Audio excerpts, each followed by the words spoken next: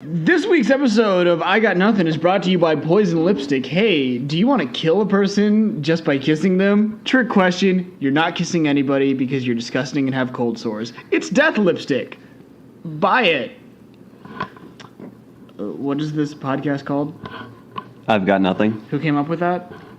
Your wife. Ah, shit.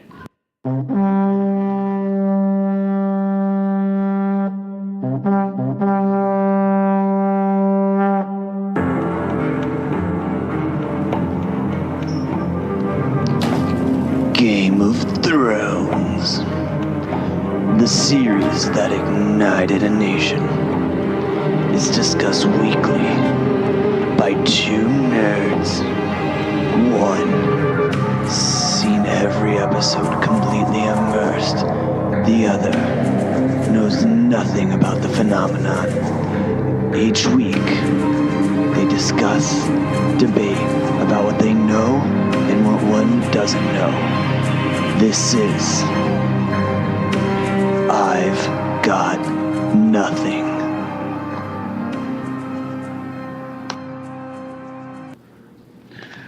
Welcome to I Got Nothing, the most unnecessary format for a podcast since Lost was on the air. I'm Colin. I'm Alex. And this week we're talking about Season 7, Episode 3 of the hit HBO show Game of Thrones, Queen's Justice. I have seen every episode of Game of Thrones thus far and read all the books. And Alex, how much of Game of Thrones have you seen? 3 hours worth. 3 hours worth, just Season 7. Mm-hmm. So you're probably getting pretty confused right about now.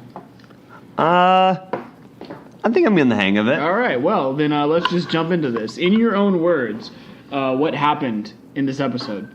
Yeah, I mean, the backbone of the episode definitely was the conversations with Dany and Jon Snow, which I really actually liked a lot.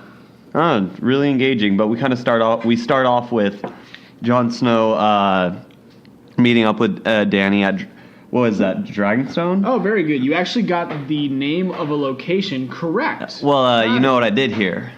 I paid attention to the intro this time. Oh, shit. Where it clearly says Dragonstone. So that was a new development for me. But I think we all kind of agreed after we watched this episode, we thought that it would take a lot longer to go from the north to Dragonstone. Yeah, time doesn't really have as much of a meaning in this world. Yeah, it seems like he's up in the, he's very far in the north. Assume it took several weeks. Yeah, so, and I guess nothing just happened, people just kind of chilled out. I guess time moves slower there. It's kind of a relative thing. Time literally does move slower. That's kind of the point of that universe. But quick when you need it to. So yeah, they arrive. One note that I wanted to point out was when we first saw Dragonstone in episode 1, not knowing anything, whenever the doors open to it, I 100% thought that the birds flying around were dragons. Like tiny little baby dragons? Yeah, they were just hanging out dragons. That's real cute. And I was like, that's why when we had the conversation about dragons, about how many dragons they have, at first I was like, no, they have to have more than that. Did you see that island? I did. Can you tell me how many dragons that they have? I know it's 3. I did not catch their names. Last week you had no idea how many dragons they had. Learning, So, yeah, coming up. All right, continue. What happened? So, yeah, they say hi, just kind of have some general banter until we get to the throne, they're called the throne rooms, right? I presume, because they own thrones. It's a room with a throne. So, I kind of deductive reasoning there. And they start talking to Dany. Dany wants him to kneel and just is kind of what I felt, which was acting very entitled. Who was? Dany. Yeah, so all the way through, but like she said, she's like, I've been hell and back, which I think she was trying to show a little bit of her street cred, but I kind of think they start off the episode real aggressive towards one another. And you need a place to go to, right? Yeah. It's not an interesting show if they meet up and they're just buddies right from the start. I know, but I don't know. And you even realized that having no idea of the backstory of either character. Yeah, well, I think they did a good job of explaining it. Like they have some petty old shit. Given it's They don't. These characters have. This is the first time these characters are meeting. well, like their families. Yeah. And so they're kind of repping both of their families in that history. But then they kind of once they both said they're like, I'm not my father's child, and like I'm not my history. Then it's like, well, then let's just like, what do both of you need, and let's come to an agreement. I thought it was really aggressive at the start. And you kind of get a sense of where the season is going, don't you? Yeah. Oh no, absolutely. Like you get the definitely get more of an idea of what ends up happening is what kind of presumed would happen. But Elaborate. like I mean, towards the end, you definitely thought like I felt in episode 2 that Jon Snow was definitely going to be getting the Dragonstone or Dragonglass. Apologies. If you got Dragonstone, that'd be a bigger story. And I definitely felt like all the way through that, like that's what was going to happen. It just felt like it was a really painful way to get to it. But I don't know. I'm not as happy as I thought I was going to be at the end of episode 2. Where I was like, man, they're going to meet. It's going to be buddy. It's going to be great. They're both kind of cautious. Yeah, but I mean, by the end of this episode, we know that neither of them have the like. They're not really going to be able to be cautious for much longer. Right? No, absolutely. Like, it definitely is continuing to build, and that they need to really act because, like, we'll speak later on. Dany's kind of, she went from 2 episodes to be in a good spot to just like, does she have anyone left? Having lost all her armies, yeah. That was real quick. That was real quick. Some rookie moves. And anyway, yeah. So then we go to the, we flip over to the next. We flip back and forth through the next scenes where we see Greyjoy and Cersei's. Still getting it wrong, and you're... Serious. I mean, I hear it. I'm just not... They've said her name... Oh, plenty of times. Many times. Like, you really have no excuse for it at this point, other than bad handwriting and probably a mild dyslexia that only works when you're reading the words that you wrote. I should get that checked out. Probably. Should probably have better insurance. Or at least... Or insurance. Or insurance at all, yeah. God damn it. So anyway... Yeah, we go to what is... by far one of the after Greyjoy and her talk and they kind of go through that whole he wants to fuck her. I just kind of want to skip ahead to that most fucked up scene that I've seen so far. Yeah. I don't know, where do you think it ranks in the most fucked up scenes you've seen in Game of Thrones? Probably not even the top 10. Really? Yeah. 'Cause that was I was definitely taken back. She just, you have to kill.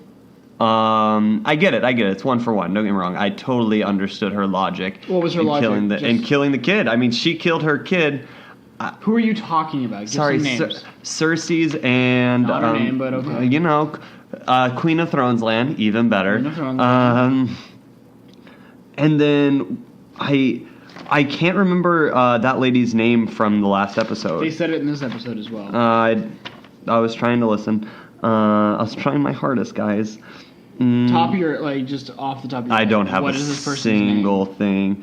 It's not the Terrarians. Terrarian. Not a person in this show. Tyrion. Tyrion, also a person. No one involved in that scene. Yeah, I don't remember her name. Okay. But... they killed the daughter for the daughter. Like, don't get me wrong, totally got that. But chaining them up next to each other to watch them die, it's pretty elaborate. Yeah. Pretty elaborate. Y'all kept oohing and awing at the guards. I didn't quite understand that. Which part?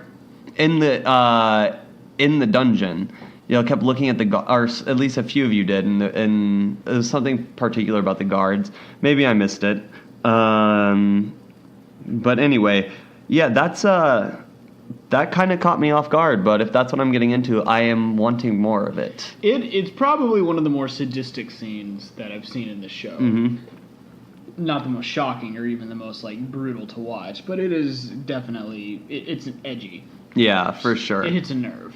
Yeah, definitely.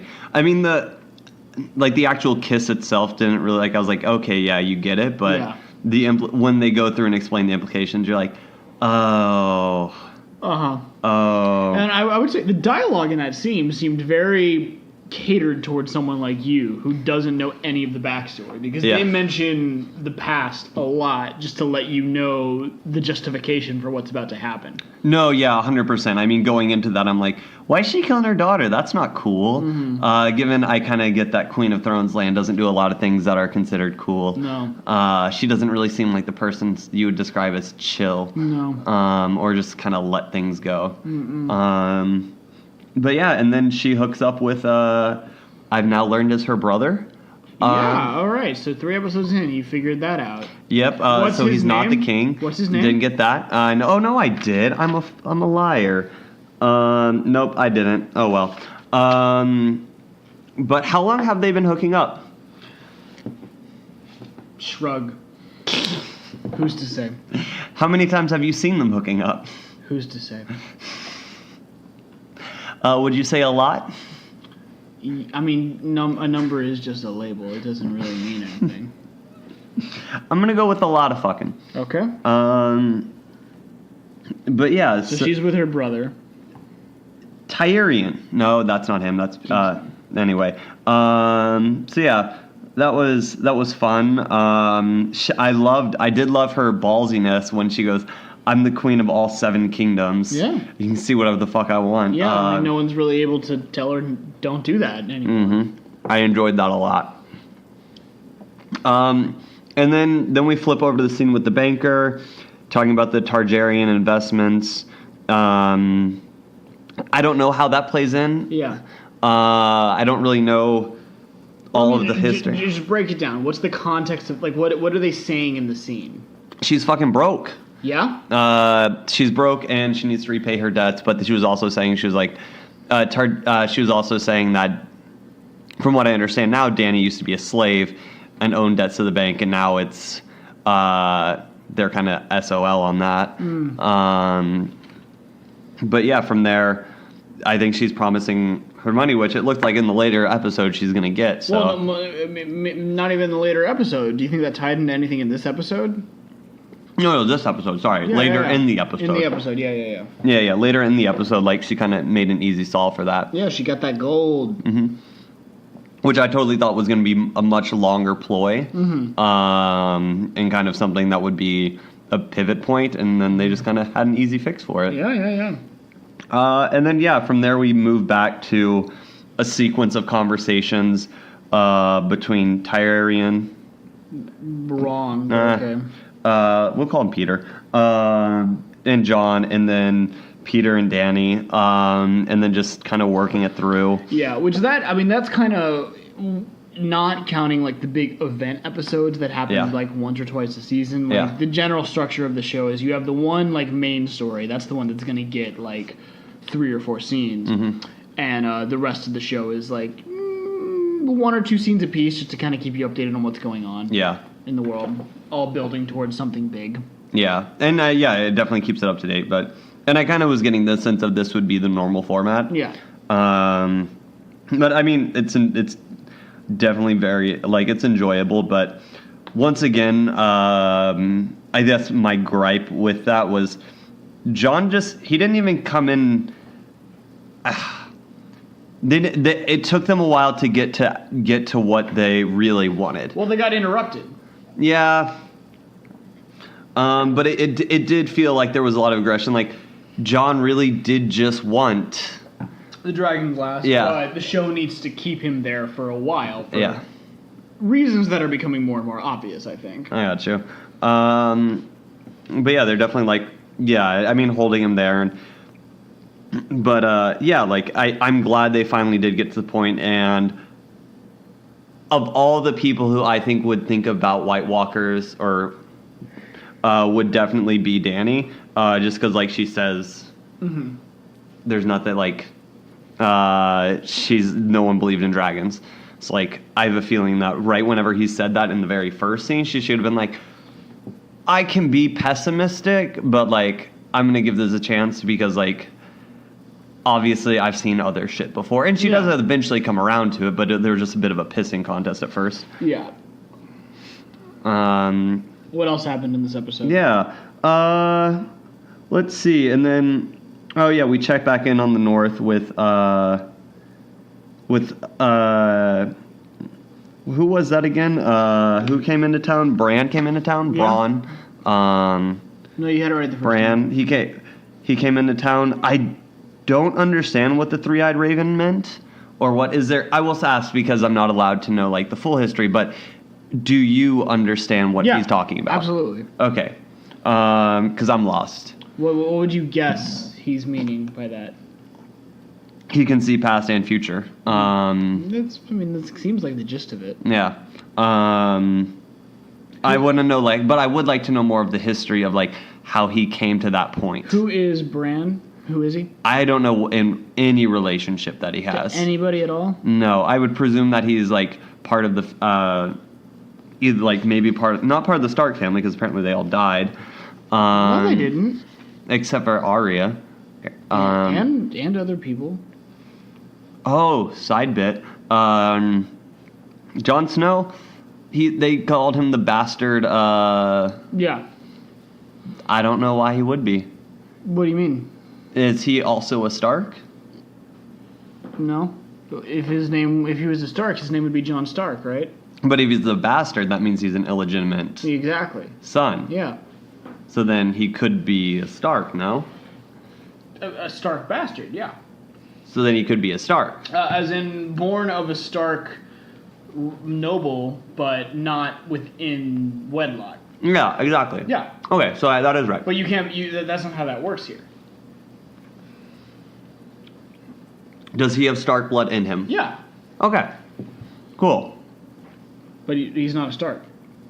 Well, he's Jon Snow, but He's Jon Snow, yeah. But he's a bastard. He's a bastard. Which makes him illegitimate.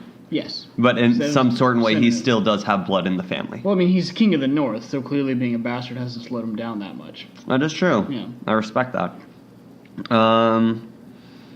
Yes. Sorry. Actually, you know what? I think it's time for our next sponsor. You have a sponsor? Oh, yeah. We have another sponsor this week. Get up into that shit. Yeah. All right. So our latest sponsor this week is Cave Builders Anonymous. They specialize specifically in building caves and asking no questions about it. You can bring anything through their tunnels, and they don't give a shit as long as you pay up. They're going to come in, don't ask anything, don't tell them your name, just let them do whatever they need to do, and you can bring anything through their holes. Cave Builders Anonymous. That sounded like a coded ad for a glory hole installation company. I mean, caves, glory holes. I guess we should skip to the next segment then, which is Who's Who. So, we can run a tally of who you think is who in this show and what you think their names are.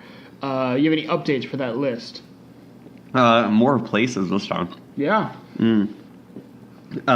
Which is Dragonstone, Oldstown, and I think I got... Where is the Oldstown? I don't know. Okay. I don't know. Whose storyline is occurring in Old Town?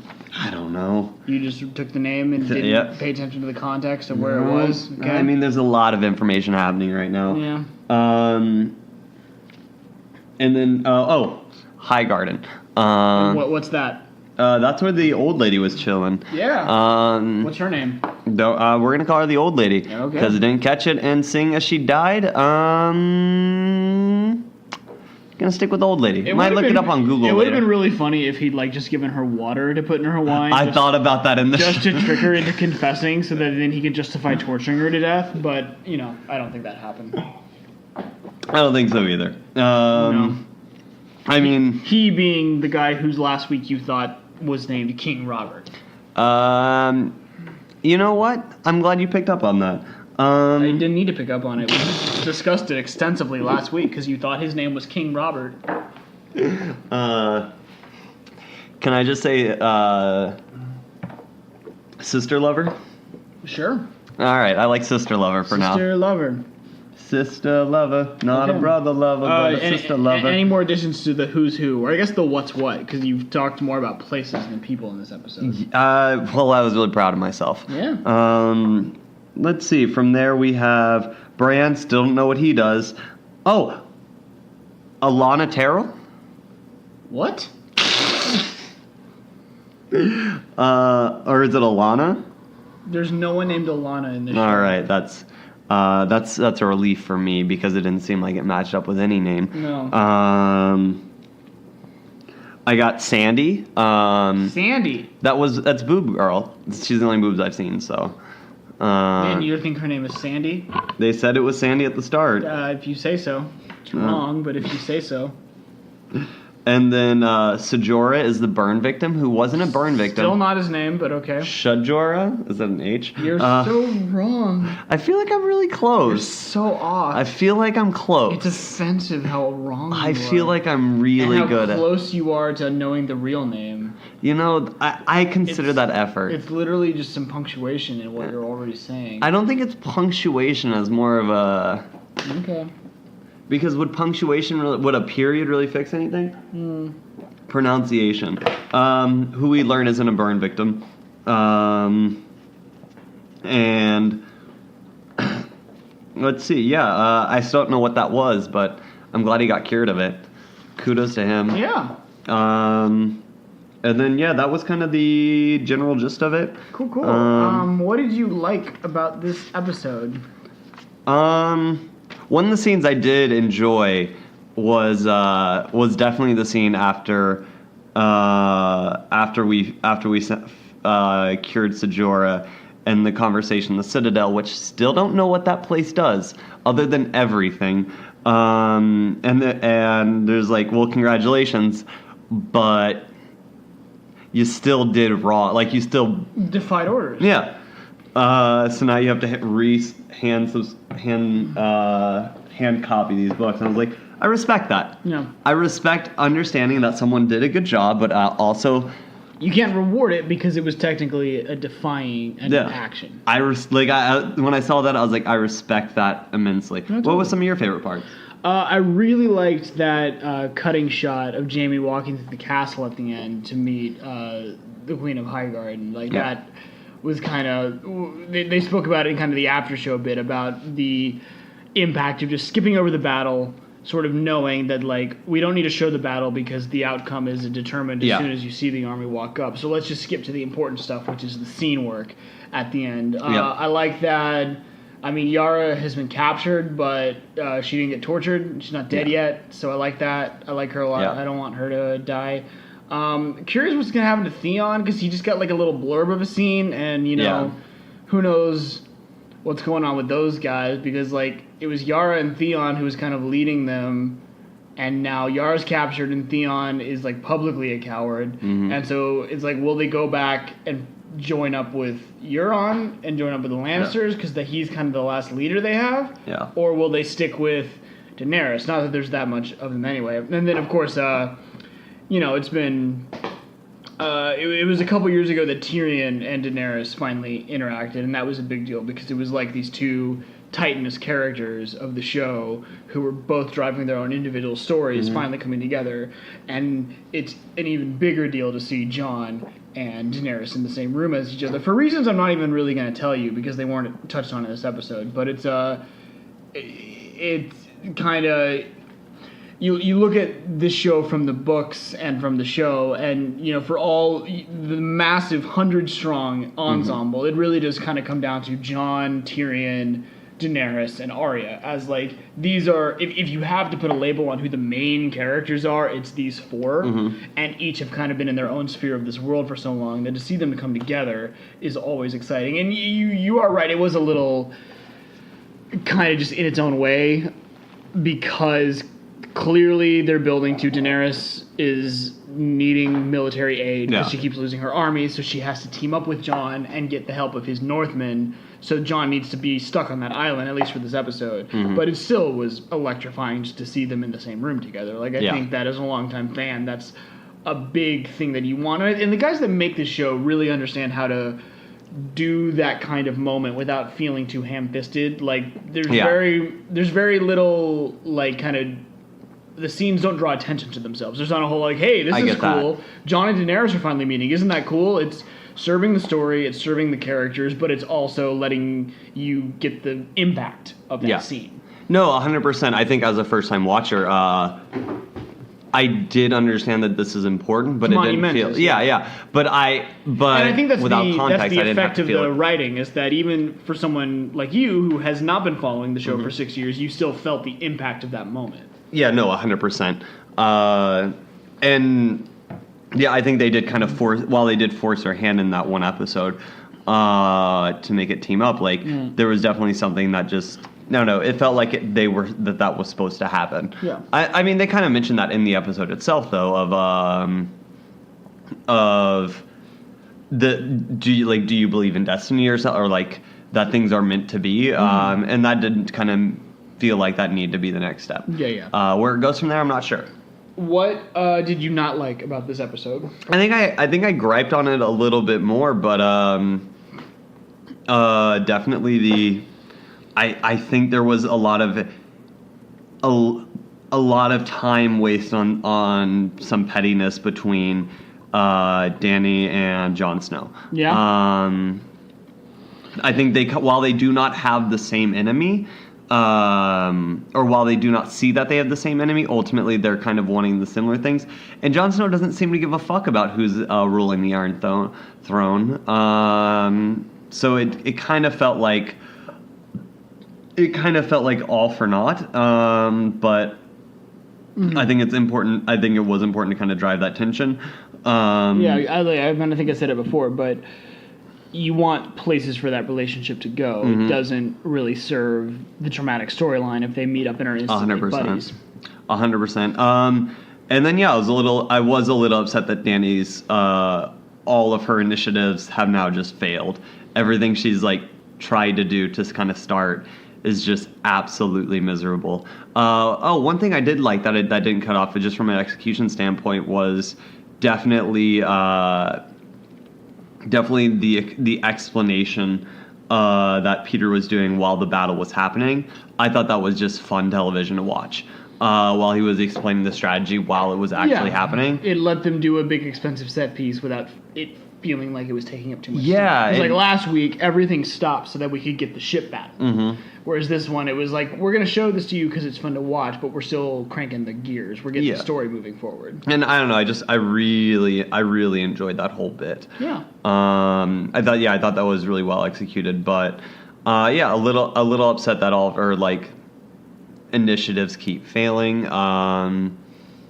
But I mean, that's obviously going to come to a clear stopping point, I believe. Excited to see what the Dragons do next week, though. Yeah. Do you remember what you said your predictions were last week? Because I've completely forgot. I don't care. Well, what are your predictions for next week's episode? What do you think happens in Season 7, Episode 4?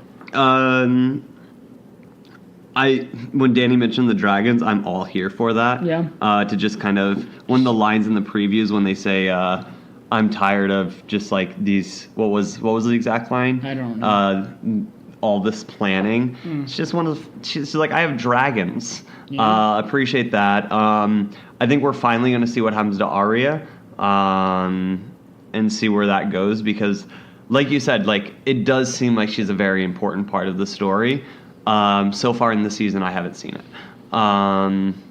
Except for the very beginning. But other than that, like I want to see more of that, so I'm kind of hoping that gets revealed next episode. All right. Now, what do you think's gonna happen next episode? I have no idea. Absolutely not. Always. Do you have any bold predictions this week? I actually found out this week that there's a betting pool. Like, you can actually go to Vegas and bet on who dies in any given episode of Game of Thrones. Really? Yeah, it's like sports betting. We should add that. To see if we can pull that up and add that in. Yeah, we absolutely should. And then see who people thought was going to die in each episode. I have no predictions for who dies in the next episode, but it'll probably be somebody. Yeah, there's kind of a general gist of that kind of happening. Yeah. All right, that's So that's been I Got Nothing? I've got nothing. Cool, I'm Colin. I'm Alex. And we'll see you next week.